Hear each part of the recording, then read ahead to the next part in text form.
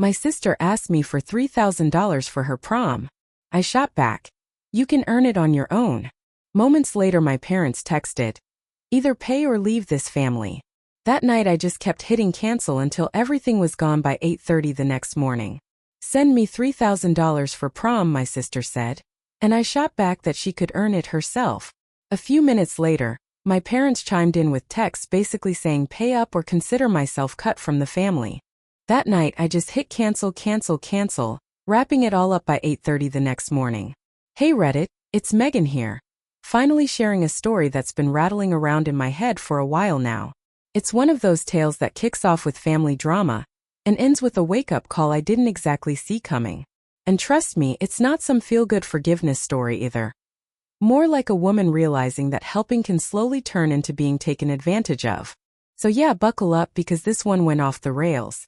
I'm Megan, 35, female, running a small business of my own, doing pretty solid in life. Nothing flashy, but I built it from scratch. No favors, no shortcuts, which is probably why what happened that morning pushed every button I've got. I was in the middle of a client call when my phone started buzzing like it was trying to explode. I ignored it once, twice, and again. By the fifth buzz, I figured something somewhere had caught fire. I glanced down, saw my sister's name, Brooke, and immediately rolled my eyes. She's 18, a high school senior, and the kind of kid who treats every small hiccup like a world-ending disaster. I let it roll to voicemail, planning to deal with it later. Then a text popped up. Send me $3,000 for prom. I actually laughed out loud. My business partner stared at me like I'd lost it. I honestly thought she'd added a zero by accident or was pulling some dumb joke, so I replied asking if she meant $300. No. She came back with no $3,000. Dress, limo, nails, photos, spa stuff for her face, hair, the whole glamorous package. I just stared at that message for a good half minute. $3,000 for a school dance. I could plan a decent weekend getaway for that and still have enough for a steak dinner. I texted back that she'd officially lost it and needed to get a job to pay for it. Straightforward, right? End of conversation? Not even close. A few minutes later my phone lit up again, but this time it wasn't Brooke.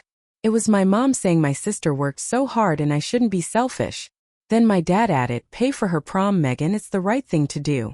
That phrase, the right thing to do, has been their go-to line forever. It basically means do what we say and don't argue. I set my phone down and stared at it like it had personally offended me. I'd helped my family plenty over the years, honestly more than I should have. Whenever they claimed they were behind on bills or needed a bit of help, I wired money without hesitation. But $3,000 for prom? That wasn't help, that was entitlement dipped in glitter. The rest of the day dragged. I kept checking my phone between tasks, half expecting someone to apologize or show a sliver of sense. Nothing. Just crickets. Around noon, I noticed a voicemail from Brooke. I didn't have to press play to know exactly how it'd sound, whiny, dramatic, full of guilt-tripping. I still listen because I'm a glutton for punishment, I guess. Her voice blasted out accusing me of being selfish and asking why I couldn't help for once. For once. I nearly dropped the phone. For once. I'd been footing their bills for years. I deleted it halfway through. By 3 I was too irritated to work. I closed my laptop and replayed everything in my head. My sister's tone, my parents' texts, all of it sending one loud message. They expected me to say yes. Not hoped. Expected. That was the part that hit hardest. Somewhere along the line, helping had shifted into obligation. They didn't see me as family anymore. They saw me as a walking ATM with Wi-Fi. I tried calling my mom to smooth things over. She picked up on the second ring with an attitude already loaded. Are you done ignoring your sister?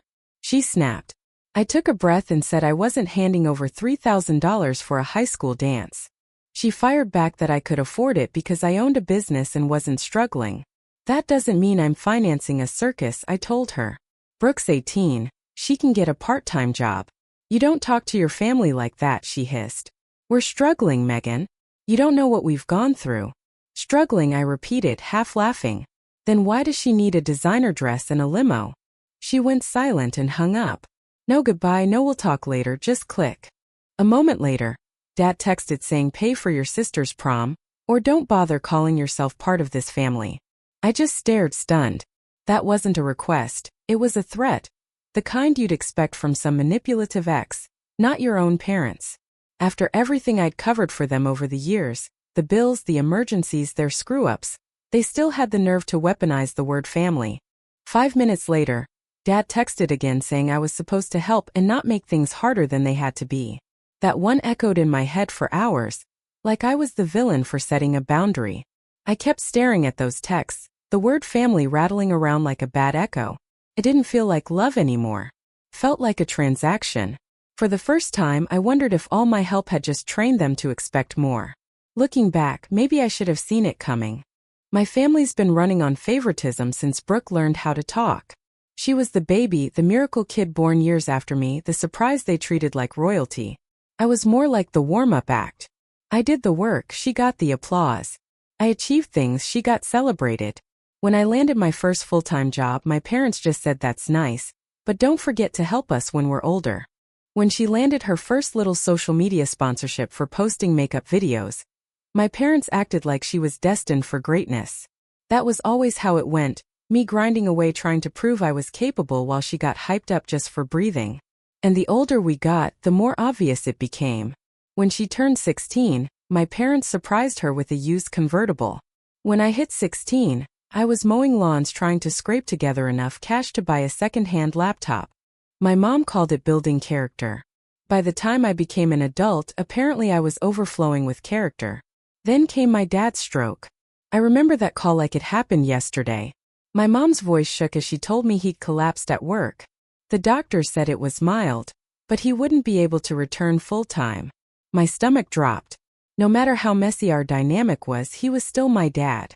I drove straight to the hospital and stayed as long as they needed me, handling whatever needed to get done. That's when things shifted. Guilt is a strange thing, it can push you into doing all kinds of foolish things under the label of family duty. After he was discharged, their finances were in shambles. Mom couldn't juggle the bills, the mortgage, the medical stuff. So I stepped in. I opened a joint family account where I was the primary holder after the stroke. The bank let me add them as co-users, but since the account tied back to my social security number, any major external transfers needed my approval. I figured that was the safest setup. I told them, this is for essentials only, bills, groceries, medications, nothing else. For the first year, I kept an eye on every single charge. Groceries around $80, the power bill a little over $100, dad's appointments a couple hundred. Everything looked reasonable, and I actually felt good about helping. I wasn't wealthy, but my business was finally taking off, and I wanted to support them because that's what a decent daughter is supposed to do, right? Then life got hectic. My business grew, responsibilities piled up, and I stopped checking the account as much. I trusted them. They'd shown they could manage it, so I backed off. Huge mistake. Little by little, things started feeling off. My sister started posting photos online. Pricey outfits, fancy brunch spots, weekend trips with her friends. First I brushed it aside. Maybe she'd picked up some job I didn't know about. Maybe my parents were giving her small allowances. But then my mom started calling more often, always with vague excuses. We ran into another unexpected expense, sweetheart. Can you help this month? What expense? I'd ask. Oh, just bills. Always just bills, never specifics. And Dad barely spoke anymore. Every time I asked what was going on, he brushed me off with, your mom's handling it or it's fine. I told myself not to pry. They'd been through a lot. Dad couldn't work, Mom was under stress, and my sister was still young. So I kept sending money whenever they asked. Sometimes I'd casually ask how the account was doing, and Mom would say, we're careful, don't worry. But I did worry, I just didn't do anything about it. Looking back, I think I didn't want the truth. I wanted to believe I was doing something good, that I was the steady one holding things together while they tried their best. The idea that they might be using me was too harsh to face. But the signs kept piling up. The money requests came more often. The excuses got blurrier. My sister's lifestyle somehow grew flashier even though she didn't have a job. The numbers didn't add up, but I pushed it aside. When you grow up being the fixer, you start confusing being needed with being valued. It's embarrassing to admit now, but part of me liked being the dependable one, the one they turned to. It made me feel like I finally mattered in a family that never seemed to see me unless they wanted something. Maybe that's why I didn't catch on sooner. Deep down, I didn't want to accept the possibility they were taking advantage of me. I wanted to believe they were struggling and that my help mattered. Turns out it just made things easier for them. Call it denial, call it stupidity, either way I ignored every warning sign because I didn't want to accept that they didn't need saving. They just needed someone willing to foot the bill for their comfort. And for years that someone was me. The next morning I went back to work trying to keep my mind straight. I told myself to ignore their texts, focus on clients and move forward. Then my phone buzzed with a notification sound I hadn't heard in ages, my bank alert. I looked at the screen and froze. Alert. Pending external transfer, $5,000. Since I was the primary holder, the bank automatically froze it and asked for my approval. I hadn't seen an alert like that in years. For a second I thought I misread it. Then I saw the timestamp. 8:42 a.m. Not even a full day since my sister demanded $3,000 for prom. My heart started pounding. I'd set that alert ages ago to flag any withdrawal over $2,500, a safeguard I'd completely forgotten about. And now it was flashing like a giant warning light. I opened my banking app and stared at the transfer request. $5,000 from the joint account. It wasn't processed yet, just sitting there waiting for me to say yes. My stomach twisted. I hadn't touched that account in months. They could use it for groceries and gas, sure, but this was a whole different level. It meant someone had tried to send a big chunk of money out entirely. Either way, I wasn't about to approve anything. I called my sister first. She picked up on the second ring, sounding half asleep. Morning, I said, keeping my voice flat. Did you try to move $5,000 out of the family account? What? She mumbled. No, what are you talking about? Don't play clueless, Brooke. I got the alert. $5,000. Pending transfer. I didn't do anything, she said fast. Her voice snapping from groggy to defensive in 2 seconds flat. Ask Mom. So you're saying you know nothing about this? I pushed. No, she snapped back.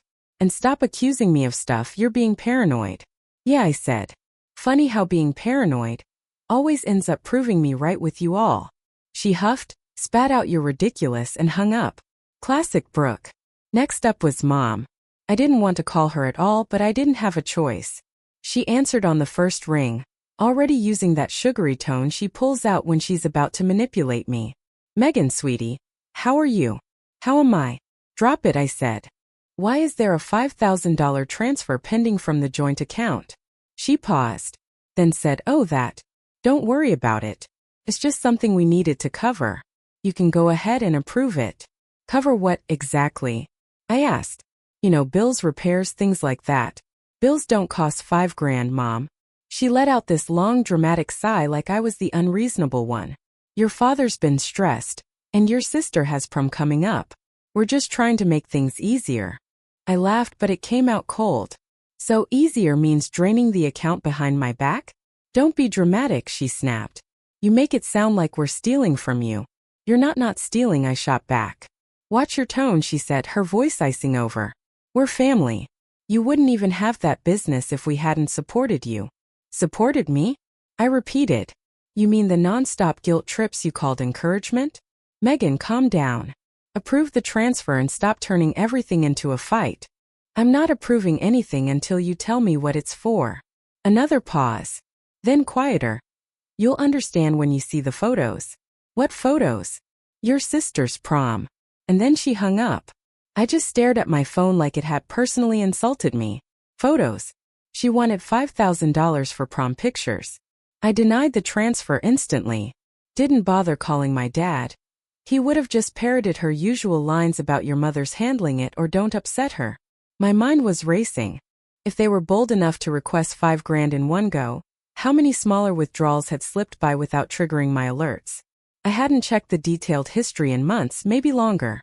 That's when I thought of Ryan. He's been a close friend for years, my go-to guy whenever something smells rotten. He's a lawyer, sharp as a razor, and allergic to sugarcoating. I sent him a text. Hey, need legal eyes on something. Might be family mess. He wrote back instantly. That already sounds ugly. Swing by my office tonight at 6. Perfect, I replied. The rest of the day I couldn't focus on a thing. Every ping from my phone sent my stomach flipping. Sure, it was another withdrawal. I kept refreshing the app to make sure that transfer was still pending and not magically approved. Stayed frozen. But the timing, the excuses, the casual entitlement in Mom's voice. It all connected too neatly. They weren't scared because to them this wasn't wrong. It was normal. Expected. When 6 finally came, I drove to Ryan's office. He was waiting for me, sleeves rolled up, sipping coffee like he already knew he was about to dissect a disaster. "What's going on?" he asked. I spilled everything, the prom demand, the guilt-tripping, the $5,000 alert. He leaned back. "You didn't approve it, right?" "Obviously not." "Good. Bring your laptop tomorrow. We'll dig through the account activity and see what's been happening." I nodded. "Thanks. I have a bad feeling." "You should," he said. "If this wasn't their first time, it's going to get messy." I'd blocked a single big transfer, but the damage had been going on a lot longer. And sitting there that night, staring at my phone, it hit me.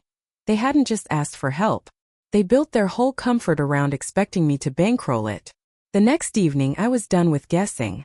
I went straight to Ryan's office after work, still in the same half-wrinkled shirt I'd thrown on that morning.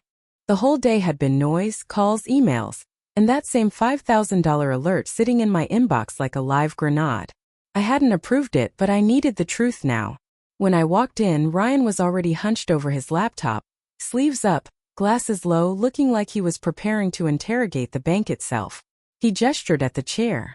"You bring your login?" I handed him a folder. "Everything's inside." He started typing fast and focused.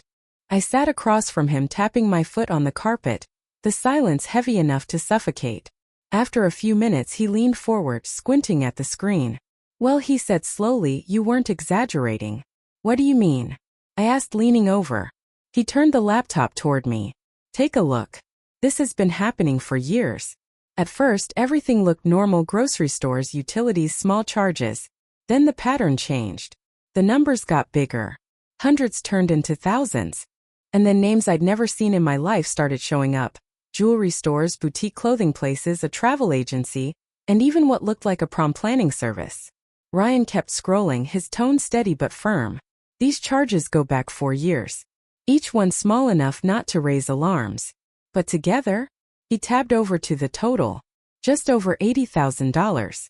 My chest tightened. I stared at the number like it wasn't real. 80,000? He nodded. "Yep.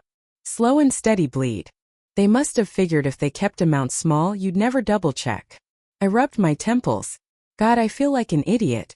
"You're human," Ryan said, giving me a half-smile. "You trusted your family. That's why this cuts so deep." I looked back at the breakdown. Jewelry stores appearing every few months. Boutiques I'd never heard of. Payments to a travel agency in Kansas City. Then those sneaky little charges. $300 here for $150 there. Always labeled as household miscellaneous or personal expense. Ryan kept scrolling. "Credit card companies too," Ryan said, tapping the screen. "They've been using your money to cover their debts." I leaned in, my jaw tightening. "So all those times they claimed they were behind on bills or dealing with some medical emergency were lies," he finished. He didn't hesitate saying it. It hit me, but not in the way I expected. I didn't feel heartbroken or crushed. I just felt numb, like I'd finally crossed the line past disappointment. Ryan glanced over at me. "Want to see the prom part?" I frowned. "What do you mean?" He highlighted one of the newest charges. I almost laughed. "They didn't even bother hiding it." "They didn't think they had to," he said. "They probably figured you'd never look again." And he was right. They trained me to ignore the obvious. To think family helps family meant shut up and pay quietly. I sank back in my chair, staring at the glowing numbers. "Over 80,000, I muttered. "That's how much I've basically handed over."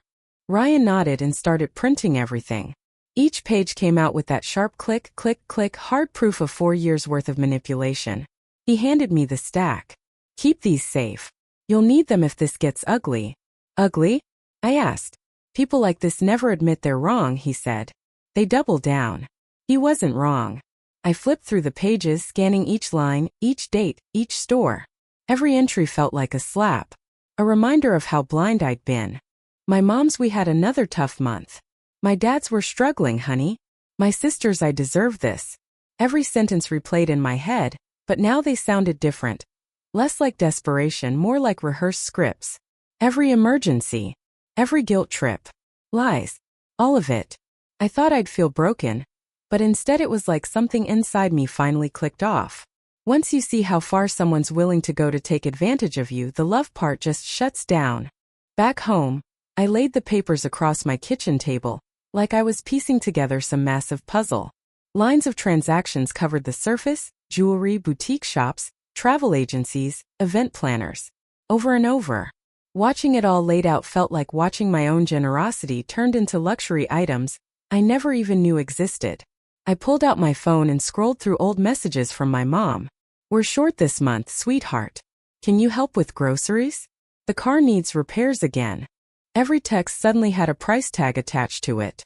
Not one of those stories was true. I sat there for hours staring at everything.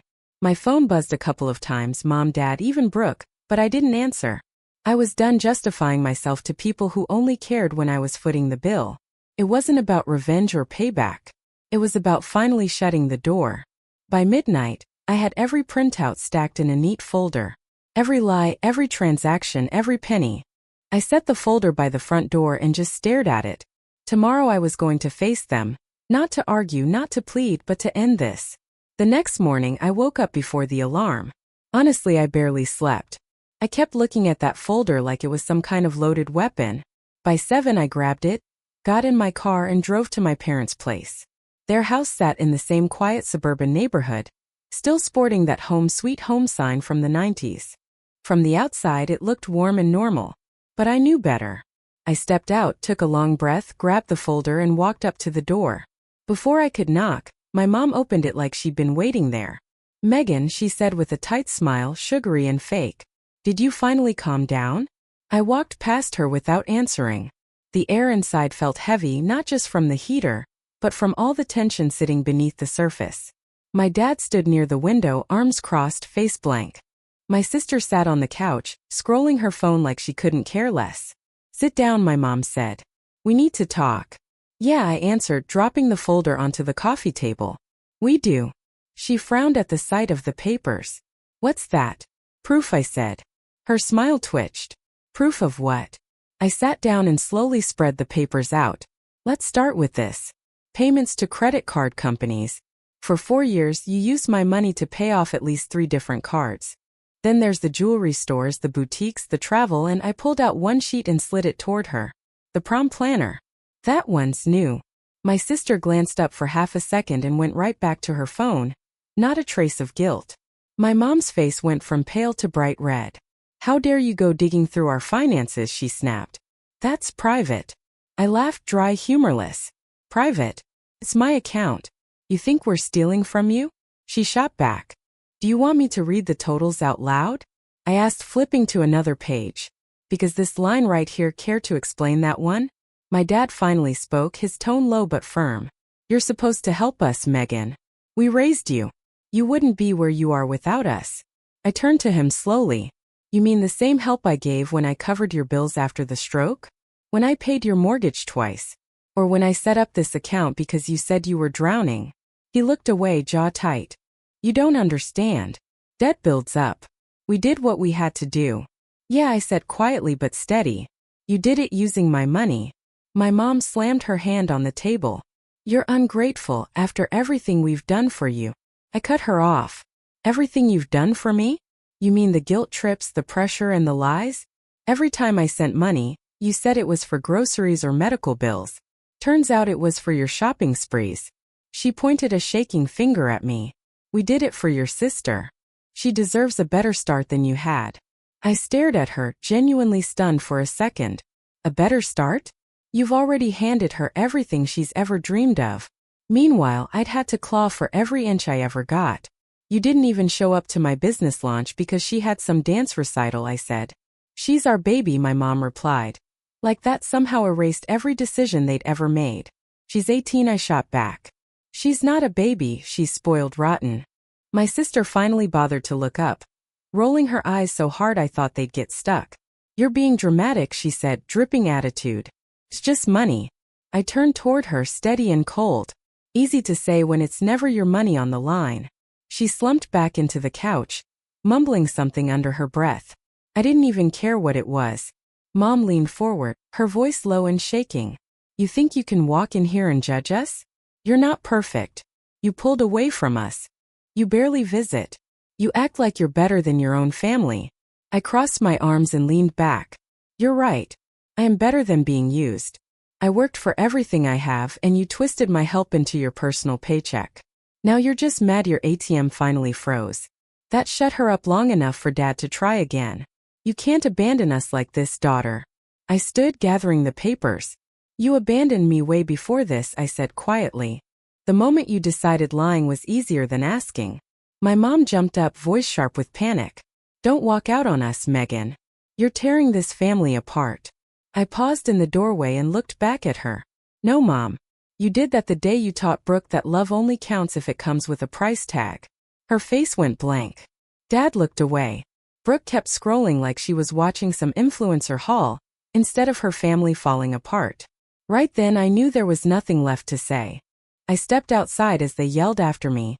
Selfish, heartless, ungrateful, echoing down the hallway. None of it stuck. For the first time in years it didn't even sting. By the time I reached my car I felt lighter. Free almost. Like I'd finally come up for air after years of drowning under obligations that weren't mine. That feeling stayed the whole drive home. The shouting, the guilt trips, they faded behind me like background noise. I didn't feel like a monster or a bad daughter. I felt like someone who finally chose herself. When I got home, I knew exactly what had to happen next. The joint account was done. I logged into the bank and opened the same account I'd created years ago to help them.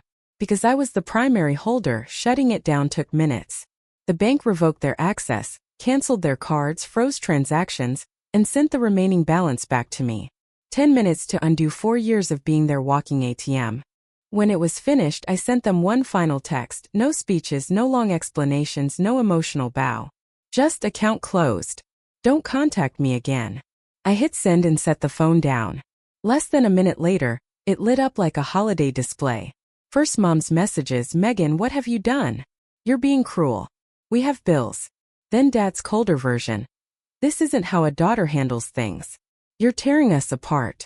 Don't make a mistake you can't undo. Then as expected, Brooke chimed in, wow. You're pathetic. You ruined everything for me. Hope you're happy, loser. I watched the messages roll in, then finally did what I should have done years ago. Blocked them all. Calls, texts, emails gone. The silence afterward felt surreal. For weeks my phone didn't buzz. No emergencies. No, we're struggling. No guilt wrapped in parental concern. For the first time in my adult life, I could actually breathe without waiting for someone to need something. I threw myself into work. My business grew. Clients kept coming. My days got quieter, not peaceful right away, but quiet in that strange way where your brain still expects chaos even though it's gone. Sometimes I'd wonder what they were doing. Not out of longing because I didn't miss them, but because curiosity has a long shelf life. But I never reached out. I'd drawn my line. 3 months later I got my answer anyway. My phone rang during lunch and I saw my cousin Tyler's name. The one relative who still had an actual moral compass. Hey, he said gently. Heard what's happening with your folks? I frowned. No. What now? He hesitated. They lost the house. I froze mid-bite. What do you mean lost it? Foreclosure. They couldn't keep up with payments. They're in some tiny apartment downtown now. I leaned back. You're kidding. He sighed. Wish I were. They filed for bankruptcy last month. I didn't speak right away, not because I was shocked but because I wasn't. Deep down I'd expected this. You can only pretend to be stable for so long before life catches up. Tyler went on. Your sister's got a job now though. Retail at one of those clothing stores. First real job she's ever had. That actually made me smirk. Guess the prom fun finally dried up. Tyler chuckled. Yeah, reality hit them pretty hard. We talked a bit longer then hung up. I sat there staring out the window, the sky looking clearer than it had in a long time. Maybe it was just in my head, but everything felt lighter. They blew through the money, lost the house they bragged about for years, and the same sister who called me selfish was now folding shirts for minimum wage. I didn't feel happy about it. I wasn't gloating. What I felt was closer to clarity, like the scales finally balanced themselves. For years I carried them, convinced helping was the right thing, the daughterly thing. But the truth was simple and ugly. They never wanted me to walk beside them. They just wanted me to keep holding them up. And the second I let go, they crumbled. That's not family. That's dependency dressed up as love. Weeks turned into months. Life kept moving. I slept better, ate better, started laughing again. My business reached its best numbers yet, mostly because I wasn't constantly draining my money or my sanity trying to rescue people who never wanted rescuing in the first place. Never again. Somewhere in all that quiet, I realized something I wish I'd understood a long time ago. Family doesn't mean you owe someone your entire life. Real family is supposed to run on love, not obligation. On respect, not manipulation. The moment money became the glue holding us together, it stopped being family. So yeah, I lost them. But I gained something better, myself. Months passed after I walked out of that house, and I didn't even realize how much tension I had been carrying until it disappeared. No late-night guilt calls. No "we're short this month" texts. No dramatic emergencies that conveniently showed up whenever they wanted cash. Just silence. Not the lonely kind, just the peaceful kind. Every once in a while, my cousin Tyler would fill me in. I never asked, but he shared bits here and there like he was trying to keep me updated without dragging me back into the mess. Then one afternoon, maybe 8 months after I'd gone no contact, there was a knock at my door. I almost ignored it, but curiosity won. When I checked the peephole, my stomach dipped a little. There they were, my mom and my sister, standing shoulder to shoulder like they'd rehearsed the pose. My mom clutched a little paper bag like some emotional prop. My sister stood with her arms crossed, sunglasses on even though the sky was gray. I opened the door halfway. "What do you want?" My mom flashed a stiff smile. "Can we come in? We just want to talk." "Talking hasn't exactly been your thing in the past," I said. "Mostly you show up when you want something." She sighed, softening her tone. "Please, Megan. We know we made mistakes. We just want to fix things." I looked back and forth between them, trying to read their faces. My sister wouldn't even look at me. Her eyes wandered around the porch like she wished she were anywhere else. Against my better judgment, I stepped aside. They walked in. Mom wasted no time. "We've been through a lot since you cut us off," she said, settling into a chair. "Your father's been sick again. We lost the house. Things have been really hard." "I heard," I said flatly. She nodded, maybe hoping I'd break. Maybe hoping sympathy would crack me open again. "We know we were wrong. You were trying to help and we took advantage. We're truly sorry." My sister finally chimed in monotone. "Yeah, we shouldn't have said those things." It was almost believable. Almost. Then Mom pulled an envelope out of her bag and slid it across the table. "We're doing our best to get back on our feet, but the debts are piling up again. The bank won't work with us. We just need a little help. Just this one last time." And there it was. The real reason for the visit. I leaned back, staring at them both. I was honestly waiting to see how long it would take before you asked for money again. Mom's face drained of color. "That's not fair." "Oh, it's completely fair," I said. "This is your whole pattern. You cry, apologize, then hold out your hand. You've done it for years." Her voice cracked. "You don't understand what we're going through." "Oh, I understand perfectly," I said, standing. "You're still trying to make your problems mine to fix." My sister's fake calm snapped and she snarled. "You're unbelievable. Sitting here acting all holier than thou just because you have money. You're a selfish jerk who abandoned her family." I turned toward her, calm as stone. "You're folding clothes at a retail job because no one ever taught you responsibility. Don't lecture me about adulthood." Her face flushed red, and for once she didn't have a single comeback. Mom stood too, tears gathering in her eyes. "You've changed, Megan. You used to care about us." "I did care," I said. "Until I realized caring was just another way you kept control over me." They stared at me, waiting for me to break like I always did. I didn't. I pointed at the door. "We're done here." My sister stormed out, muttering under her breath. Mom lingered for a split second, maybe hoping I'd stop her, but I didn't move. She walked out too, closing the door behind her. The silence that followed was heavy, but not painful. It was relief. Pure, quiet relief. I stood there for a moment, staring at the empty spot where the envelope had been. I could have helped them. I had the money. But that wasn't what they needed. What they needed was to finally live with the consequences they'd spent years dodging, without me patching the holes for them.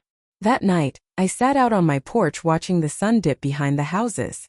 The air was cool, the world was calm, and my phone stayed silent. Exactly how I wanted it.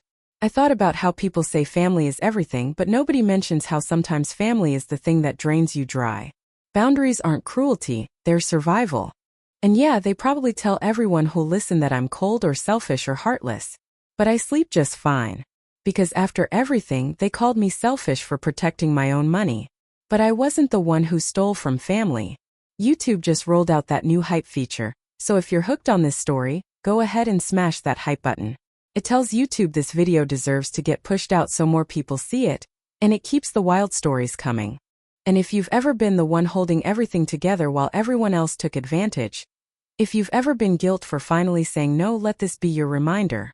You don't owe anyone your peace. You can love people and still close the door. You can forgive them and still walk away. You can care deeply and still choose yourself.